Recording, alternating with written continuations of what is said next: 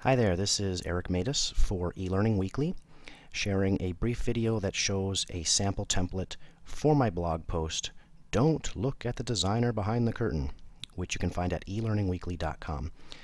I'm giving advice to reduce e-learning courses so they are more agile, less redundant, and efficient. Of course, I'm talking about file size. Well-designed templates help condense courses, and that starts on the title slide. I went ahead and made a fake template. You can see I have a logo up here, and the logo really is made up by just a couple of circles and a square, but these are the colors that I'll use throughout, as well as secondary and sort of tertiary colors. My main point on the title slide is keep it simple. A simple title, you don't have to use huge font, and have your subtitle serve a purpose. Often, in fact, purpose is the key word. You can use it to tell the learner what the purpose of the training is. For customer complaints, which is a totally made-up e-learning that I'm using here, the subtitle basically lets them know if this is the fourth and final of their mandatory learning for service reps. If there's no purpose for your subtitle, I recommend not having one. For body slides, I love to start very simple. A lot of white space. I have a lot of room here and here. The actual field where I put text and pictures, I like to keep it small. We can highlight the title. It doesn't need to be a huge font, but because of where it is and the space around it, it stands out. The logo I've made a little bit smaller on the body slides. Ultimately, once something is in the same place and is the same on every slide, people won't even really look at it consciously. And then text, there's a couple options, either just white text with no field, or a new field can work too. Of course, the reason to embrace simplicity is that we always end up wanting, if not us, then SMEs, to add more later. And if you have a big field with extra room, then it makes it apparent to people that there's room for more. So I like to keep the field small, and therefore you can't add too much more.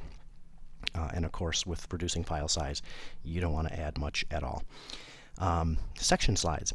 Section headers are the signposts that give learners a quick break so their minds can prepare for the shift.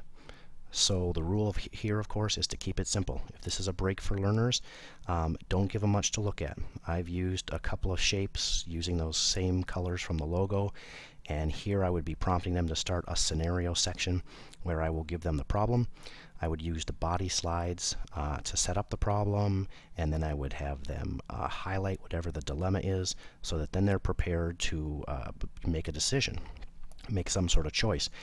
And I would even give them another section slide after setting up the problem, and then again their minds will shift to, ooh, I have to answer a question now. I've got to make a decision.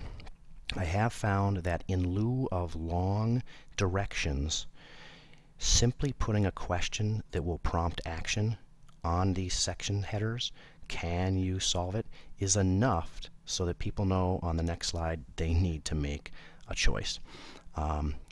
In this section, I might do a reverse body slide. So instead of having the light background with a dark field, I have the dark background and a white field. And it might end up looking something like this, where you have the customer complaint that was set up in the problem.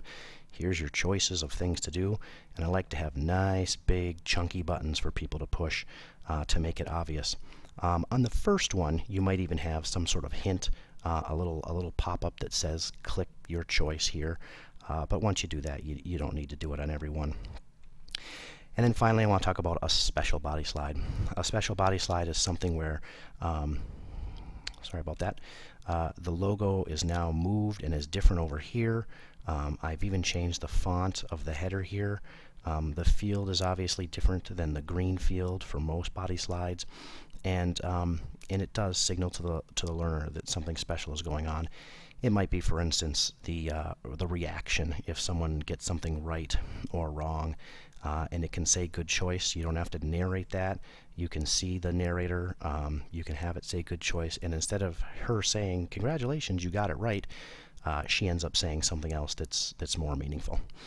And that's it. So that's how you make your template say